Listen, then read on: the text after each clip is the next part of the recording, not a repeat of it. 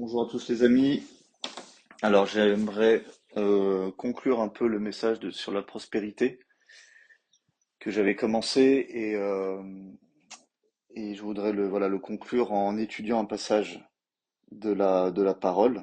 Mais avant, je voudrais juste revenir sur les dernières choses qu'on avait vues la dernière fois. Donc on s'était dit que euh, le fait de comment on se voit, comment on voit notre situation, c'est ce qui va nous donner un peu la suite de ce que nous allons recevoir et vivre. C'est-à-dire si on se voit pauvre, si on a une mentalité de pauvre, si on se plaint, si on est tout le temps négatif, eh ben cela va nous donner un peu la suite de notre vie et de tout ce que on va recevoir ou pas. Et donc c'est pour ça que c'est super important de ne pas regarder à notre compte en banque, de ne pas regarder à notre épargne, mais de regarder à l'épargne qu'on a, mais dans le ciel. C'est vraiment de regarder à notre héritage, de rendre grâce à Dieu pour cela en tout temps.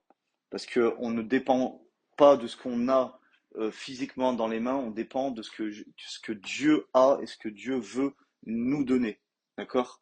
Donc ça, c'est super important dans tout l'enseignement, c'était de comprendre que c'est Dieu notre source, qu'il est la source de notre vie, la source de notre bénédiction, et qu'aujourd'hui, il veut nous bénir pour que nous-mêmes, on fasse le même rôle pour le monde, qu'on soit vraiment une source de bénédiction pour ceux qui nous entourent. Donc ça, c'est son cœur et il a besoin de nous, il a besoin qu'on croie en cela pour pouvoir manifester ce miracle, parce que c'est un miracle. On voit des miracles dans la plupart du temps, juste pour nous, des miracles, c'est des guérisons, voilà, des choses extraordinaires qui se voient, mais de comprendre que Dieu a ce pouvoir et cette autorité de multiplier les choses et de nous les donner, et ben ça aussi c'est un miracle. D'accord? Donc croyons en sa bonté premièrement et croyons qu'il possède toutes choses. Donc pour terminer, on va prendre Marc 12, 41 à 44. Jésus s'étant assis vis-à-vis du tronc, regardait comment la foule y mettait de l'argent. Plusieurs riches mettaient beaucoup. Donc plusieurs riches mettaient beaucoup. Il vint aussi une pauvre veuve, et elle mit 2 petites pièces, faisant un quart de sou.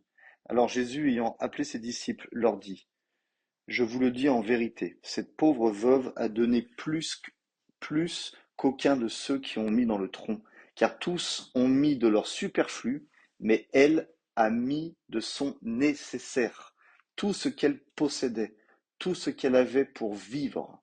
Marc 12, 41 à 44. Donc, une personne qui est tenue par cette mentalité de pauvreté, elle va commencer à faire son propre nid, c'est-à-dire elle va engranger de l'argent jusqu'à atteindre une zone de confort financière. D'accord?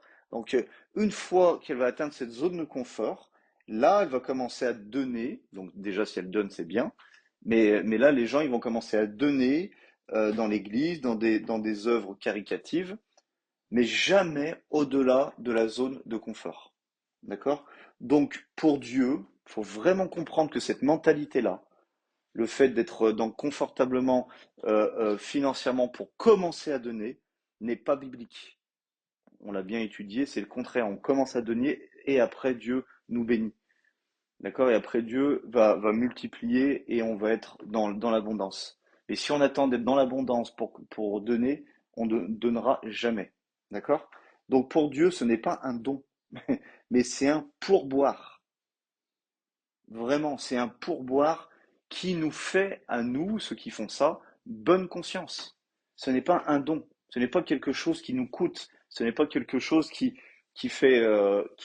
crucifie la chair, mais c'est un pourboire. Ok? Donc dans ce passage, on voit que Jésus regardait à la manière que les gens donnaient.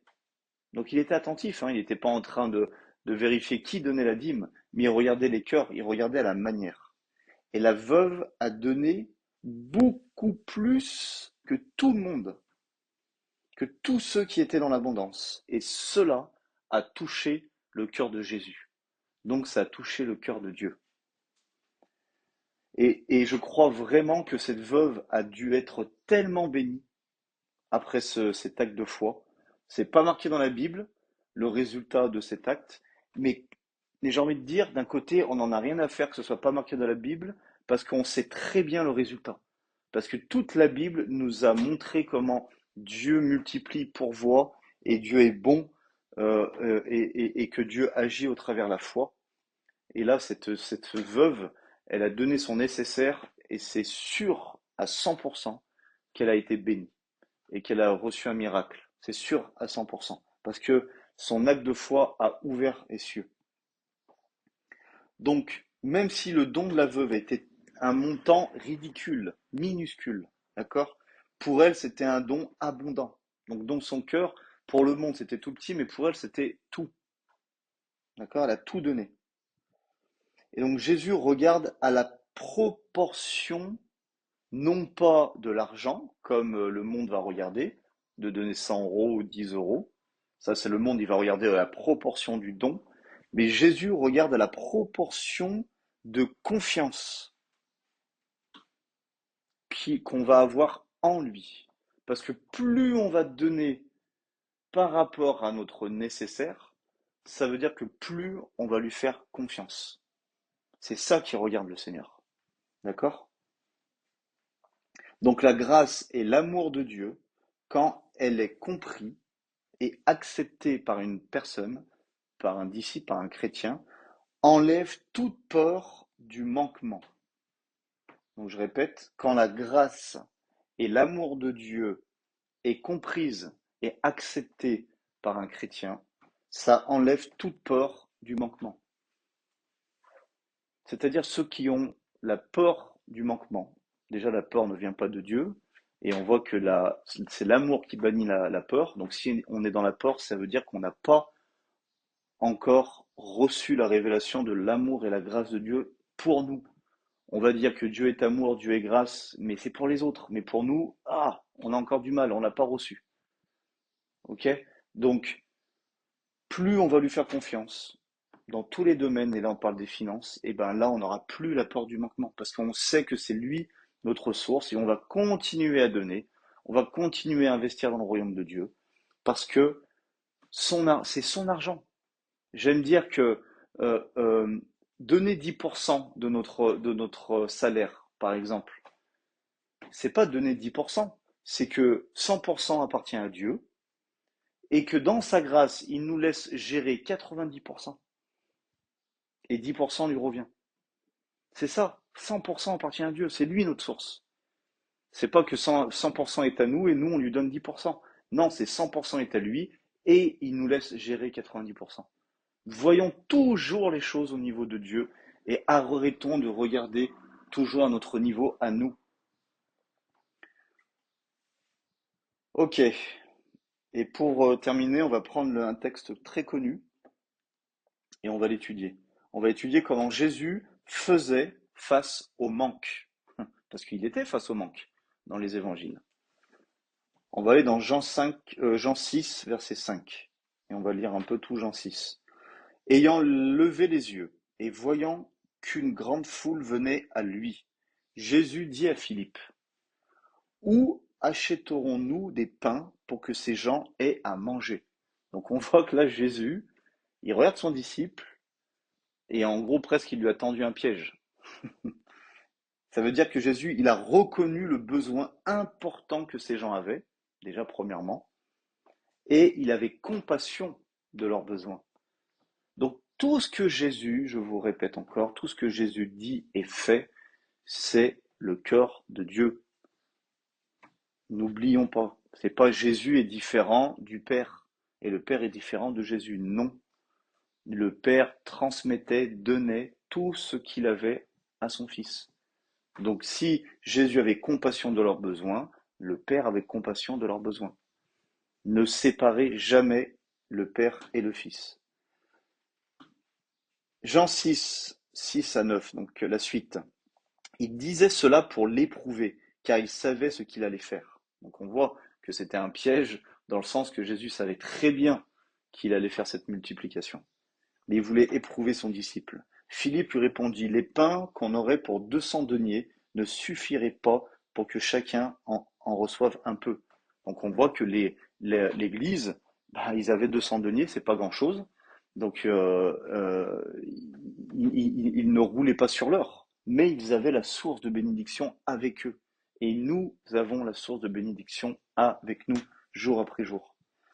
Un de ses disciples, André, frère de Simon-Pierre, lui dit, il y a ici un jeune garçon qui a 5 pains d'orge et 2 poissons. Mais qu'est-ce que cela pour tant de gens? Donc on voit que Jésus n'a pas permis aux besoins et aux manques importants de dominer son cœur et sa pensée, ni de dicter le résultat final.